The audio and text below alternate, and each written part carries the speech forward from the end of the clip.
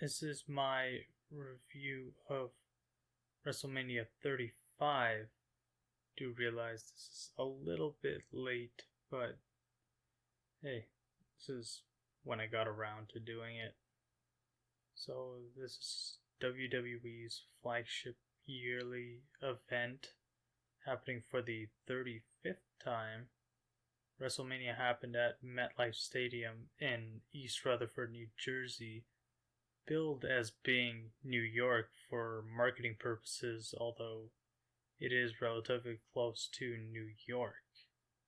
WrestleMania 1, 2, well, the last third of WrestleMania 2, WrestleMania 10, WrestleMania 20, which all of these that I just listed happen at Madison Square Garden, and WrestleMania 29, which is at MetLife, as well as WrestleMania 35, marks the 6th time that WrestleMania has taken place in the area.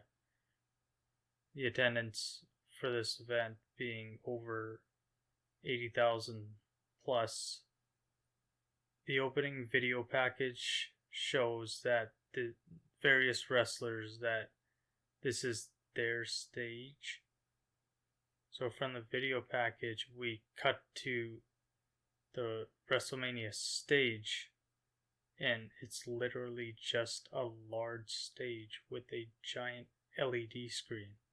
So no unique set on the stage this year, which to me is disappointing. Alexa Bliss, as the host, comes out and proclaims that because she's a quote-unquote goddess, in order to have a WrestleMania moment, all she has to do is snap her fingers. She does so, and out comes the immortal Hulk Hogan. So Hulk Hogan comes out, and he references his old Silverdome flub at WrestleMania 30, and gets the audience hyped like he usually does, doing his signature poses with Alexa Bliss, what you gonna do, brother, and all that.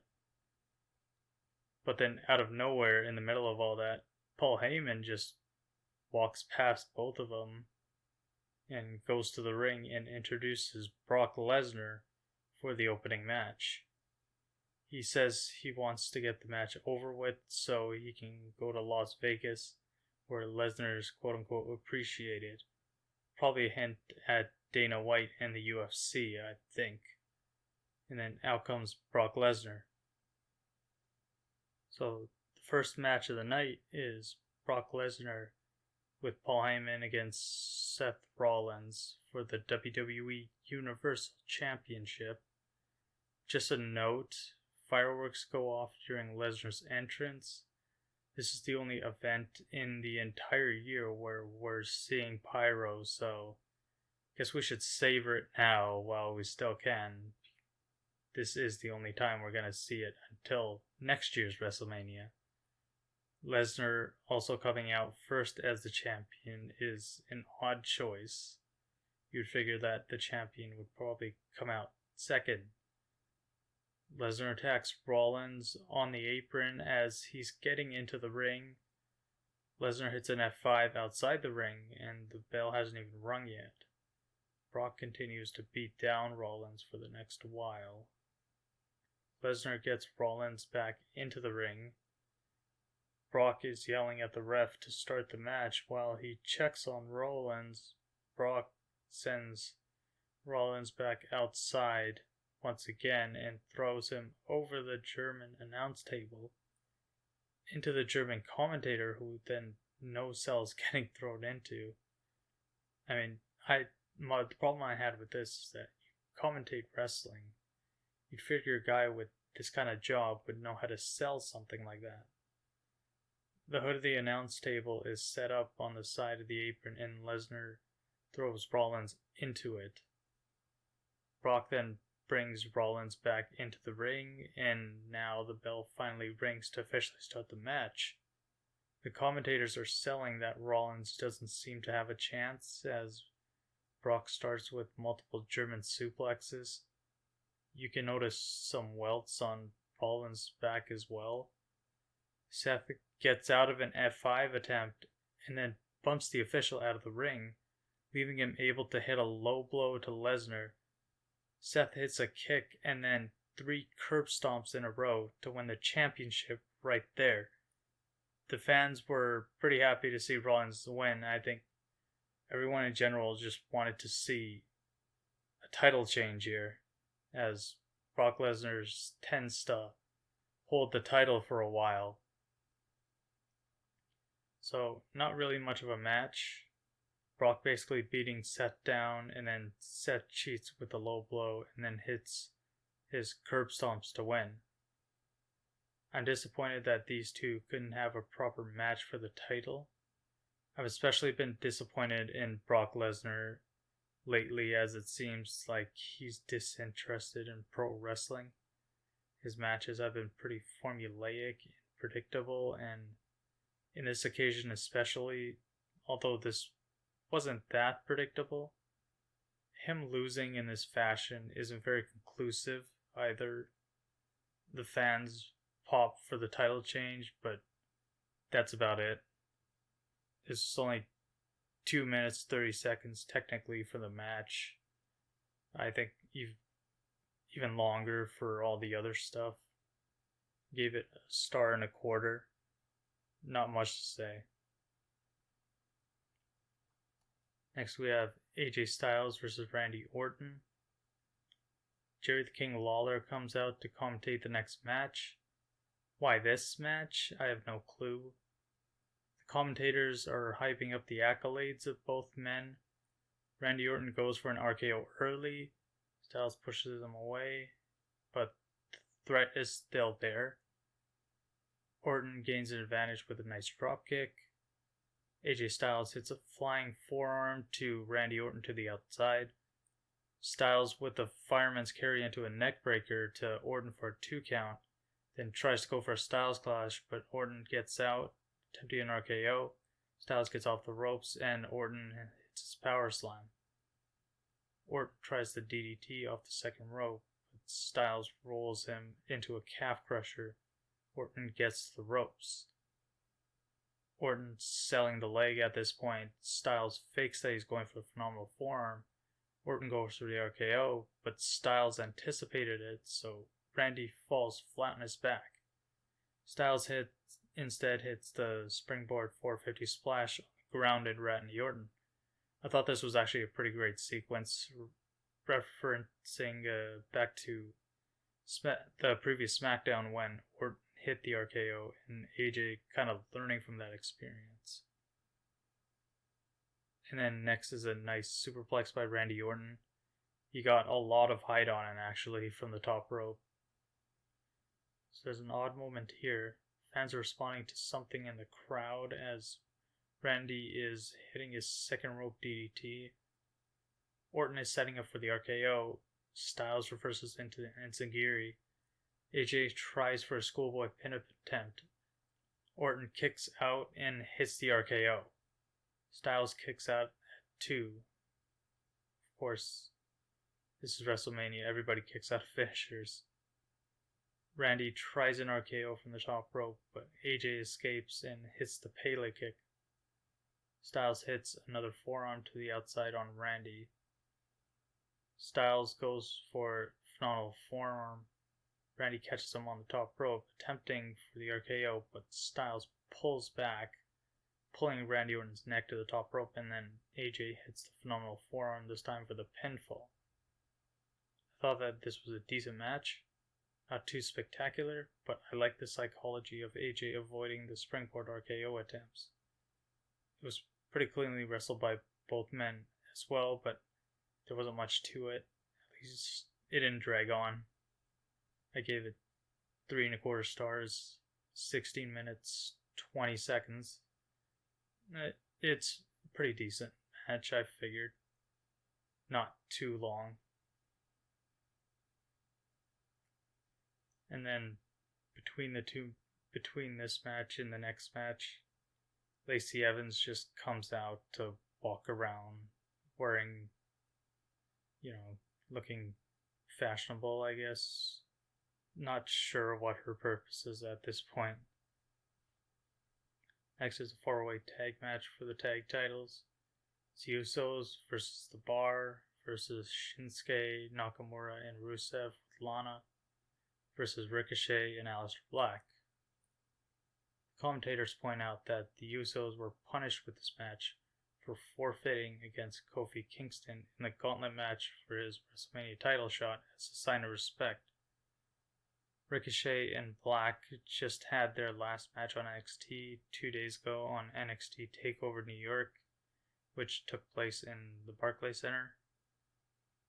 So the rules of this match is that 2 people are in the ring, and the people on the apron have to tag in to have an opportunity to win.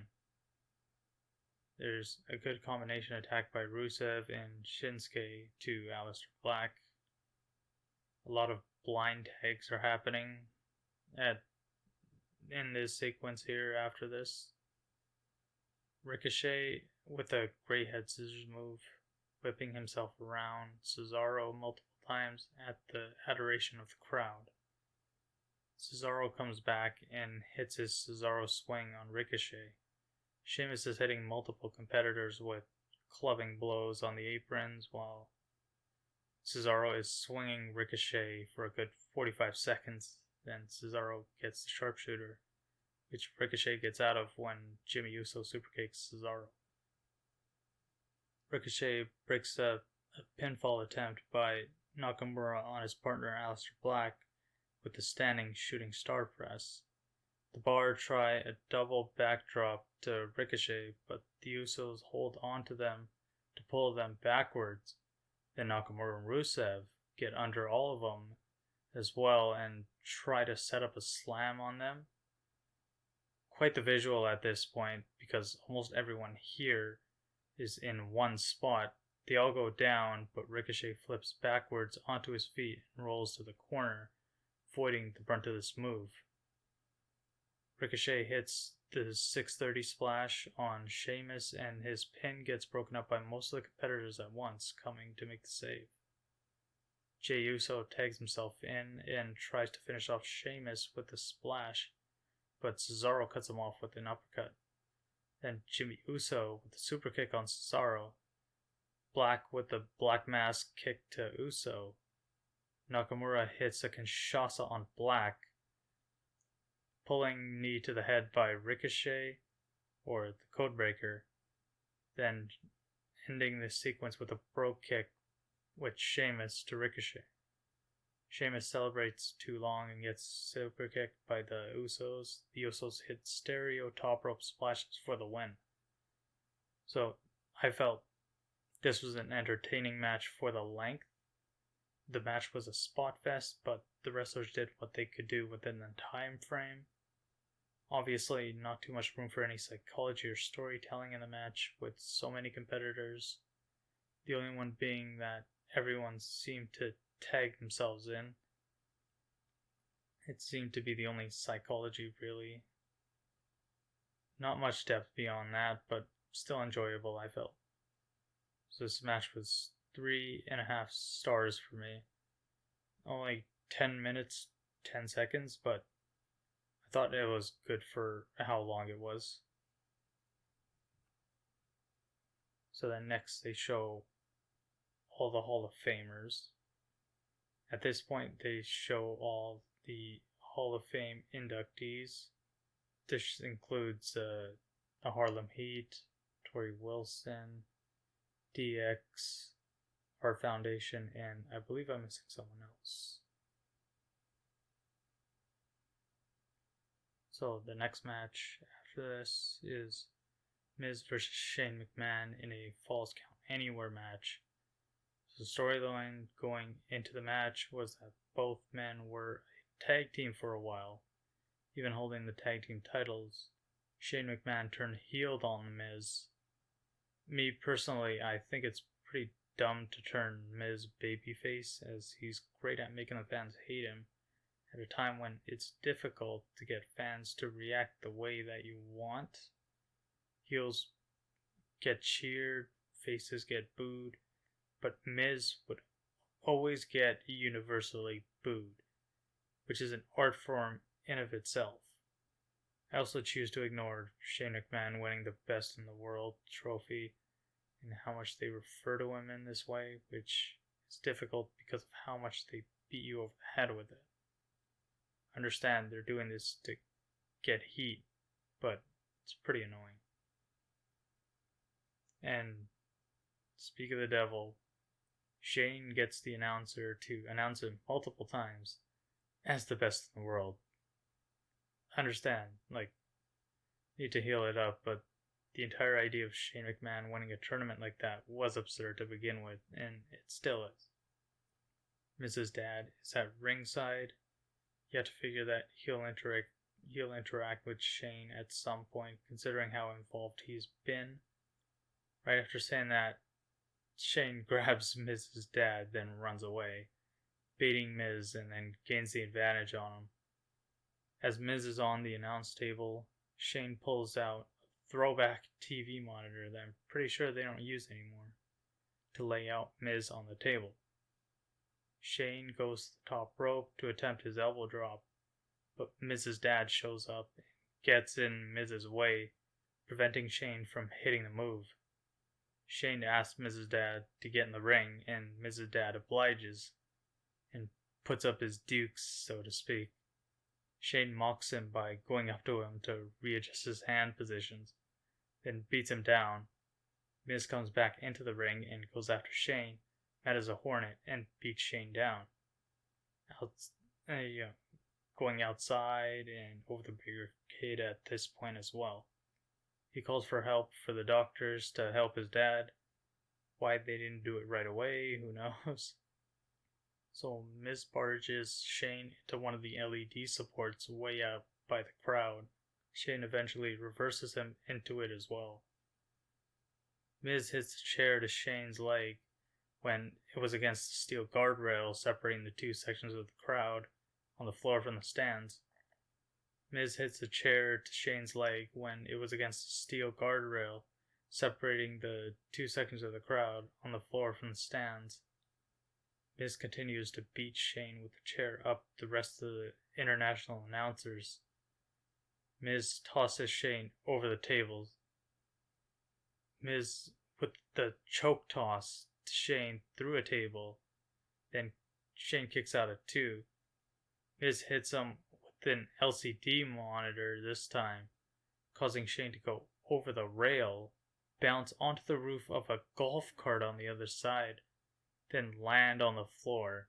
What a spot that was. I think he must have been at least 6 feet high when he hit the roof of the golf cart and then to the floor. Shane looks like he's been through the ringer as they make their way up the steps to the scaffolding area. Miz hits the skull-crushing finale, and then Shane, of course, kicks out at 2. Shane escapes from Miz up the scaffolding, but is stuck on a platform as Miz follows him up. Miz has Shane right where he wants him. He then teases that he's throwing Shane down, then decides to suplex both himself and Shane down about 15 feet to the mat below. Shane lands on top of Miz and is given the pinfall victory. I thought this was dumb. I mean, it was nice seeing something like this. Reminded me of when Undertaker fought Triple H out in the crowd back at WrestleMania 17. However, I just hated the ending to the match, and WWE figured they'd get Shane to get some kind of screwy victory, but this was not the way to do it, in my opinion. It didn't really make sense for Miz to take himself out like that, even if you try to excuse it as Miz getting too emotional, that it had clouded his judgment. I'm also not a fan of Shane kicking out of the skull-crushing finale that way, even though it is WrestleMania. Especially after getting beat down the way he did at that point. So, it's 15 minutes 30 seconds the official time. I think it went longer than that. But 3 stars. I mean, I enjoyed this kind of match. I thought both guys kind of laid it out there, but again, some of those criticisms I have just can't be ignored, so I couldn't give it anything higher than that. Next is the women's 4-way tag team match for the women's tag team titles. Sasha and Bayley were the tag champs against Tamina and Nia Jax versus the IIconics versus Natalya and Beth Phoenix. Paige joins the commentary desk for this match. Beth Phoenix returning to WrestleMania as a Hall of Famer. Bret Hart met her and Natalya at the top of the ring. Same format as the match with the men. Tamina attacks all the women on the outside. They come in the ring after and take her out. Nia gets thrown into the steps on the outside by Natalya and Beth. Double team cradle into a back suplex by the IIconics to Sasha for a 2 count. Some more good double teamwork by the IIconics. Then Beth reverses a double team suplex to suplex both women instead at once. A heart attack on Billie Kay and Natalya's count gets broken up. A double team with Bayley hoisting Sasha onto Beth for a beautiful head scissors takedown into a bank statement. Beth rolls and powers out eventually, putting Sasha in position for the glam slam, but Sasha then rolls her out into the corner as Natalya tags in. Natalya gets both Sasha and Bayley into a double sharpshooter. This gets broken up by Tamina. Stereo Samoan drops by Nia and Tamina to the IIconics.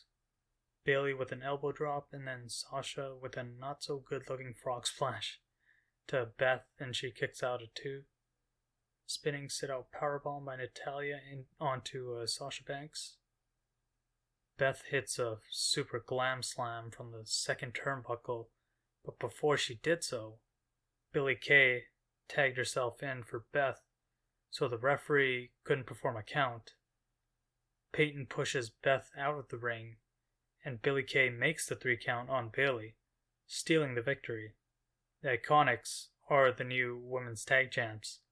The fans actually popped pretty good for this. I thought this was a solid match by these women. So far, WrestleMania has been a solid show, other than the first match.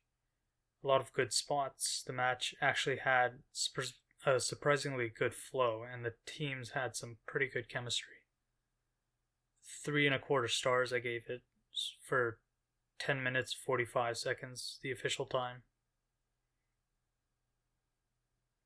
The next match is Kofi Kingston coming out with the New Day against Daniel Bryan with Rowan for the WWE Championship.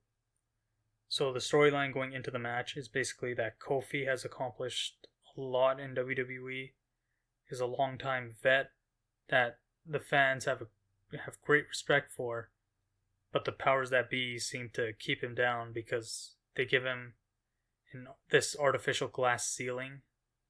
Kofi unexpectedly impressed in the Elimination Chamber, being the last one eliminated against Bryan.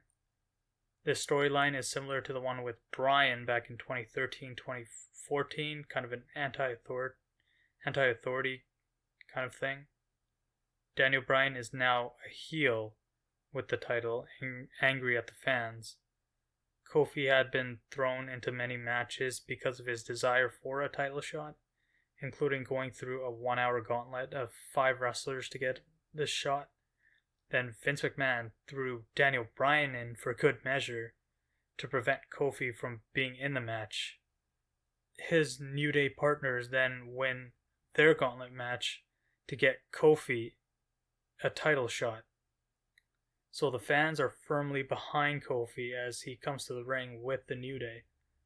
Daniel Bryan still being introduced as, quote-unquote, the new Daniel Bryan 5 months after his heel turn. Kofi lands on his feet from a monkey flip attempt by Bryan, and then hits a dropkick that forces Bryan to the outside. Kofi then does his backwards leap over the ropes to Bryan on the outside. Kofi goes for a hip attack, but Bryan blocks it and takes him down to apply the Mexican surfboard. Bryan with his signature corner flip counter to the ropes, but eats an awkward looking jumping double stomp by Kofi. Kofi leaps after Bryan on the outside, but misses and catches the edge of the announce desk. This looked pretty painful. Bryan drops Kofi's abdomen onto the top rope. He works Kofi's body, and Kofi's left hanging on the rope as Bryan goes from the top of the corner to knee Kofi's back while he's on the rope for a 2 count. Daniel's in full control at this point. Bryan hits 2 signature dropkicks in the corner, but on his 3rd attempt, Kofi tries the double stomps once again, but Bryan counters by grabbing the legs into a Boston Crab. Kofi eventually gets to the ropes. At the top of the corner, Bryan has Kofi's back, but Kofi elbows Bryan multiple times in unison with the crowd's yes chants and forces Bryan down to the mat, slouched over on all fours, so Kofi hits a splash onto Bryan's back as he's trying to get up for a 2 count. A great sequence of counters, pin attempts, and strikes by both men. Then Kofi looks as if he's countered Bryan's running knee strike into the SOS, but Bryan rolls out into the lapel lock. Kofi works to get his foot on the rope, and that's how he gets out of the hold. Kofi no-sells Daniel's kicks to the body, daring him to keep going, and they exchange kicks until Kofi reverses into a reverse vertical DDT for a 2 count. They go outside and Rowan attempts to stop Kofi but gets hit by Trouble in Paradise and then Midnight Hour by Big E and Woods. Bryan reverses Trouble in Paradise into the running knee for a 2 count. The fans go nuts at this point. Bryan stomps Kofi's face multiple times, a move that's become his signature since his heel turn, then cinches the lapel lock once again. The fans cheer Kofi out of the hold. Kofi returns the favor by stomping Bryan this time. Kofi hits Trouble in Paradise for the 3 count and the victory.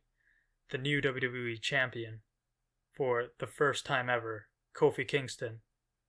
And after the match, they bring the proper WWE championship back. The New Day celebrate Kofi's win with his kids, and they even debut some new merch. So, in conclusion, I have to say that this was a good way to cap off this story, to have this moment of elation for the crowd. The match was very enjoyable and told a good story. The 2 wrestlers seemed to have good understanding of one another. Some of the spots were very well executed, and there's nothing here that really insulted the audience in any way. Some good psychology. My only complaint for this match is that I felt that Bryan clearly outshined Kofi, and that maybe the match was a little too conventional. But all in all, very good match. At this point, WrestleMania 35 is looking like it's going to be a good show after all, which is interesting because of all the talk about how the card was relatively weak going in. So, 4.25 stars. This is 23 minutes, 45 seconds long. The official time. Kind of didn't feel like it, but yeah. Great match. So right now, there's a random cameo by the Outsiders posing as doctors. And now, on to the next match, which Rey Mysterio versus Samoa Joe for the United States Championship.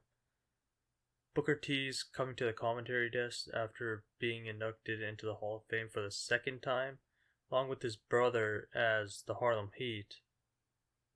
Rey's coming out here as the Spider-Man villain Mysterio for his entrance. Funny reference to his name there. Samoa Joe's WrestleMania debut is this event, which It's funny because he's actually been in the company for a few years. Rey Mysterio with the 619 early.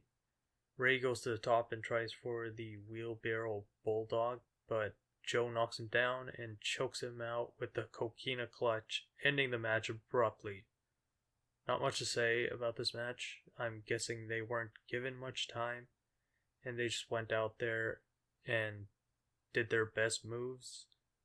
Disappointing considering what both men are capable of and how well WrestleMania had been going until this point. So 1 star, just 1 minute. Next up is Roman Reigns versus Drew McIntyre. A very lukewarm reception for Reigns, which is a far cry from the universal boos he would usually get. The commentary references his recovery from leukemia as he's came back since being given a remission diagnosis for a couple of months now. Seems like Reigns may have been trying for an early spear. Could have just been a clothesline, but McIntyre reverses it into a spinebuster and Reigns kicks out at 2. With Drew hanging on the second rope, Reigns hits a leg drop, onto Drew from the apron. Nice headbutt by Drew when they get back into the ring. Drew then gets a good back toss. Reigns with a good duck from McIntyre's punch and hits a standing clothesline to Drew, who is on the apron and falls to the floor. Inverted Alabama slam by McIntyre for a 2 count. McIntyre with a toss from the Tree of Woe position, getting his torso up to toss Reigns from the top. Drew taunts Reigns, then slaps Roman, which wakes him up. Kind of goofy if you ask me, and Roman gets the advantage. McIntyre reverses the Superman punch into a headbutt, but then Roman hits the Superman punch anyway. Roman signals for the spear and hits it for the 3 count. Not much to be said about this match either. I tried to give it a chance, but it was a complete throwaway. Looks like Drew tried, but he came off not much better than Roman, to be honest. You'd figure they'd be up for WrestleMania, but that wasn't the case. The match ended very poorly for my liking, with Roman just dominating the last portion. WrestleMania is completely losing its momentum, and it's showing with the lack of enthusiasm the fans had for this match. I mean, at the end, it didn't seem like the crowd didn't react much at all. So 1.5 stars, 10 minutes, 10 seconds. The event is really losing momentum here. Next is a segment with Elias performing music with other clone Eliases on the Tron. He also humors the crowd with a rendition of Seven Nation Army while the fans sing along with Walk with Elias. John Cena interrupts him after a video of Babe Ruth coming out with his old Doctor of Thugonomics theme music and gimmick, sporting a vintage Babe Ruth Yankees jersey as a Bo Sox fan. John Cena raps against Elias and the fans are eating up this roast. Not the usual split crowd. You can hear men in the crowd chanting for him. Cena hits the 5-knuckle shuffle, then pumps up his shoes like he used to and hits the FU, changing the name back to suit the gimmick, of course. I like to just note my take personally. I actually enjoyed Cena's Thugonomics gimmick back in the day. His rapping insults and swagger kind of brought a lot of originality and uniqueness to the show back then. So I'm glad to see this gimmick and see it used here. Who knows if he'll bring it back permanently. He was wearing his usual wristbands, which kind of ruined the look a little bit though. And next up we have Triple H versus Batista in a no-holds-barred match. Storyline going into the match is that Batista goaded Triple H into a match by beating up Ric Flair, who is Triple H's mentor as well as Batista's. And this occurred on a 70th birthday celebration for Ric Flair. He also made the stipulation of getting into a match that Triple H had to put his career on the line in a no-holds-barred match. Batista is acting like a Weasley heel that harkens back to what his character was back in 2009 to 2010. Batista comes out like some big shot with security lined up facing the crowd, coming out of a heavy-duty SUV. He then proceeds to trip over the second rope when he's going into the ring. Triple H usually has these grand entrances, coming out this time with a Mad Max type of entrance that honestly look really cringy to me. I'm sorry, he presents himself like the biggest badass of all time as if he's the greatest wrestler ever, but I consider him quite overrated. Although I do think he's been a good wrestler over his career, like he has these kind of self-aggrandizing entrances because he has the political power within WWE to do it. It's quite distracting, and I actually feel like it's a hindrance to the rest of the roster when he brings all this attention on himself. He came out with the Mad Max car with a bandana over his mouth and a vest. I thought this looked really stupid and tacky as well. And it's compounded on the fact that Michael Cole asks, "How cool was that?" And no one answers. That just pretty much says it all. So Triple H was thrown over the barricade, but then hits Batista with a toolbox he happened to find on the floor. He then finds a chain that he hits Batista with. He then wraps it around Batista's face, pulling it, and then throws him into the steps. Triple H gets a wrench and wrenches Batista's fingers, holds him on the steps, and then stomps on the wrench. In the ring, Triple H pulls out Batista's nose ring, which, I'm sorry, as a fan, I can't buy into this. If that actually happens to someone, they'd be gushing with blood, which Batista wasn't, but they were trying to sell the fact that he was bleeding. Batista counters Triple H trying to leap onto him and then backdrops him onto the table, does it once more, then throws him to the barricade, once again hoists him onto the table. Batista goes for a Batista bomb onto a table, but is backdropped instead, but the table doesn't break. When Batista gets back on his feet, Triple H gives the DX cross chop and spears Batista through the announce table. Triple H comes into the ring with a sledgehammer, but is speared by Batista for a 2 count. Batista hits the spine buster, then hits the Batista bomb for a close 2 count. Triple H picked up the sledgehammer as if he was going to hit Batista, but he didn't, which just looked strange. Triple H powerbombs Batista onto steel steps in the ring, then hits the pedigree, but Batista kicks out. Ric Flair comes out to help Triple H by giving him a sledgehammer. Triple H leaps to Batista and hits him with it, and then pedigree to end the match. And the fans go mild. First off, this match was slow. Well, I mean, what else can you expect from these two guys, but I still have to point that out. There were some different weapons used, but at the end of the day, not a good match. I will give them credit for putting on this kind of match, but yeah, not much else to say. I was never convinced that Triple H's career was ending with this match. The fans really seemed dead at this point. 2 stars, 24 minutes, 45 seconds. So, next is an actual retirement match. Kurt Angle versus Baron Corbin. This is Kurt Angle's last match. JBL joins the commentary team for this match. Angle with a solid belly-to-belly suplex. Angle hits the multiple German suplexes. He did pretty well for a 2 count. Kurt versus a powerbomb position for the ankle lock, which Corbin gets out of. Corbin hits the deep 6 for a 2 count. Corbin misses Angle in the corner, and Angle hits a really good angle slam for a 2 count. He then takes down the straps to put on the ankle lock once again. Corbin gets out and Angle awkwardly tumbles into the turnbuckle. That did not look good. Corbin mocks Kurt Angle with John Cena's "You can't see me" taunt for some reason. Kurt once again hitting the multiple Germans.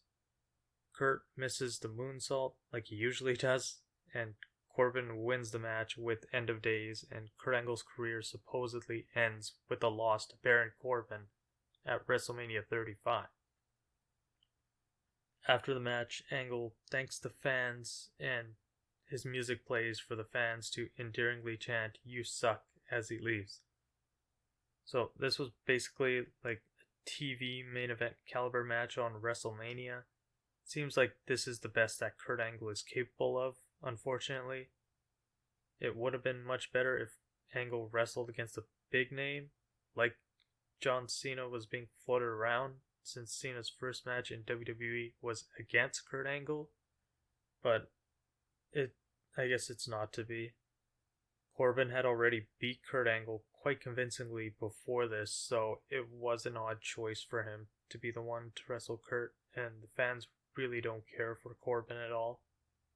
It was nice to see Angle be able to hit his signature moves well. I gave this 1 3/4 stars, 6 minutes, 5 seconds long.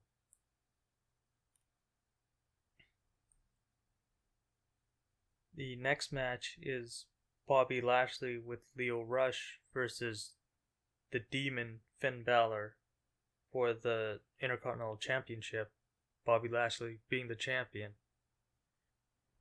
These guys have been at each other for months in numerous combinations of matches involving both Lashley and Lio Rush against Finn Balor. Balor has been unable to take the Intercontinental title from Lashley. He has taken up his demon persona for this match. So, Bobby Lashley coming out wearing some strange contacts. This reference has gone over my head. Balor hits a really good flip senton to Lashley on the outside. Lashley cuts off Balor's corner attack with a one-handed spinebuster. Nice duo of apron suplexes to the outside of the ring by Lashley. Balor growls at Lio Rush outside the ring, scaring him away, and then hits Lashley with a shotgun dropkick into the barricade. Lio Rush distracts the Demon on the apron so that Lashley can hit a spear through the ropes to the floor.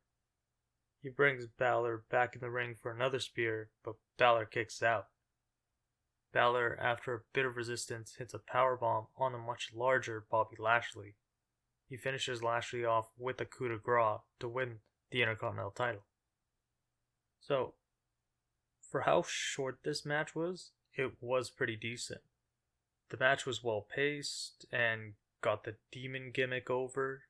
Both men obviously had wrestled each other quite a bit, maybe too often depending on who you ask. So, they had good chemistry. Not a bad match.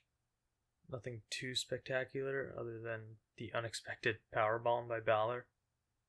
It is a nice breath of fresh air after seeing how long Batista and Triple H's match was for me. This is 2.5 stars, 4 minutes, 5 seconds. So then Alexa Bliss comes out and announces the MetLife Stadium attendance of 82,265, which is a record for them. She asks the crowd if they're ready for a break, and it sounds like they're booing her suggestion. R-Truth and Carmella come out for a dance break. So then finally it's the main event, the first ever women's main event for a WrestleMania. Becky Lynch versus Charlotte Flair versus Ronda Rousey in a winner-take-all triple threat match for both the Smackdown and Raw Women's Championships. So the storyline for this match goes all the way back to when Becky Lynch led an invasion of SmackDown stars to Raw, which was leading up to Survivor Series. They attacked Ronda Rousey, but Becky had her nose broken by Nia Jax in the encounter, which forced Becky to vacate her SmackDown title. Becky won the Royal Rumble and chose Ronda Rousey to face at WrestleMania, but Charlotte was given her shot because of Becky's injury. Becky eventually got her shot back, but she was added in as the third competitor in a triple threat match. Charlotte had won the SmackDown Championship on the previous episode of SmackDown from Asuka. These women all seem to dislike one another and have had run-ins on numerous occasions leading up to this match. Ronda Rousey has also never been pinned or submitted in WWE. We are shown Charlotte in a helicopter on her way to MetLife Stadium with the red carpet. Ronda Rousey comes out first with Joan Jett and the Blackhearts performing Bad Reputation live. Charlotte comes out second and Becky third. Becky comes out with smoke coming out of the stage as she's walking down the ring, a reference to her old entrance. The fans are firmly behind Becky Lynch for this match. Ronda dominates the early stages of the match until both Flair and Becky take her out to face off one-on-one. Lynch and Flair try a double powerbomb to Rousey but get hung up by Ronda at the ropes with a double armbar. Becky gets free and hits a running dropkick that sends Rousey crashing to the floor. Hesitation on the powerbomb did not look good. Charlotte misses a moonsault and Becky catches her in the disarmer. Ronda breaks it up. A terrible double natural selection. Charlotte went through with the move and both Becky and Ronda reacted too late. Rousey challenges Charlotte to chop her harder. You can hear Ronda tell her she chops like a bitch. She obliges by chopping her in the face, and Rousey hits an awkward looking jumping, I think it's a kick. It was so awkward looking that Corey Graves on the commentary thought she went for an elbow. Becky hits a reverse DDT on Ronda and a normal one on Flair at the same time. Becky hits a Bexploder from the top rope on Charlotte. Double armbar by Rousey once again, this time in the middle of the ring. They pick her up and powerbomb her 3 times in order to get out of it. That's Becky and Charlotte. Becky rolls into a disarm her on Ronda Rousey, but she uses the ropes to help pick Lynch up and get her to the corner, but gets hit into the corner for Becky to get the disarm her. Charlotte stops her and hits a Spanish fly on Becky from the top rope for a 2 count. Flair works Ronda's leg and uses the figure 4 around the ring post. Becky breaks it up. Charlotte eventually gets the figure 8 on Rousey, but Becky hits a leg drop from the top rope onto Charlotte to break it up. Becky then sets up a table in the ring, but Ronda puts it down and the fans boo. Charlotte hits a double spear and sets up the table in the corner this time. Charlotte hits another spear on Becky for a 2 count. Rousey and Becky put Charlotte into the table, only slightly breaking it though. Ronda actually hit that knee that she messed up earlier on Charlotte and is going for Piper's Pit, but Becky reverses it into a pin for a 3 count. It seems as if Ronda's shoulders weren't down at a point during the pin, but it was counted anyway. Don't know if it was a botch, but gives Ronda an out in this match, even though it is technically her first pinfall defeat. I thought that this match was pretty average. I felt that there was never quite a good flow. There were a couple of botches, a big one being the double natural selection. You can't have something like that in a main event. And Becky and Charlotte, though, seemed to have good chemistry at times, but it felt as if neither of them really seemed compatible with Ronda Rousey here. The pace of the match was decent, but not much to write home about. The right person went over though, so that's always good. The fans got up for the finish. They were happy to see Becky Lynch win the titles. 21 minutes, 30 seconds, 2.25 stars I gave it. My overall thoughts, man, did this show take a turn for the worst after the Bryan Kofi match? It's just amazing. I've actually done the calculations to see the discrepancy. First half of the show was an average of 3.08 stars, brought down considerably by the opening match, but the second half was a minuscule average of 1.83. Just incredible. And I actually wish this show was flipped, that we had the Kofi versus Bryan match as the main event. I felt as if most of the right people won. I thought it was a little strange how the IIconics weren't the first women's tag team champions in the first place. That point is kind of mute now that they won them at WrestleMania. The division seemed to be made for them as they came up from NXT last year as a duo. I also reviewed the G1 Supercard that happened on the previous day, and in terms of quality of content, trumps WrestleMania. The only matches here that are comparable to that card are the Bryan Kofi match and the Smackdown Tag Team 4-Way match. I personally was just eager for the Becky, Charlotte, Ronda match to be over with, as opposed to having anticipation for it. The only anticipation I kind of had was for the match to be good, as this is the first women's main event at a WrestleMania. But when you compare it to Kofi and Bryan, I mean, it felt as if I was looking more forward to seeing how the match plays out and the storyline behind it. Like, there's more anticipation for that compared to what the main event actually was.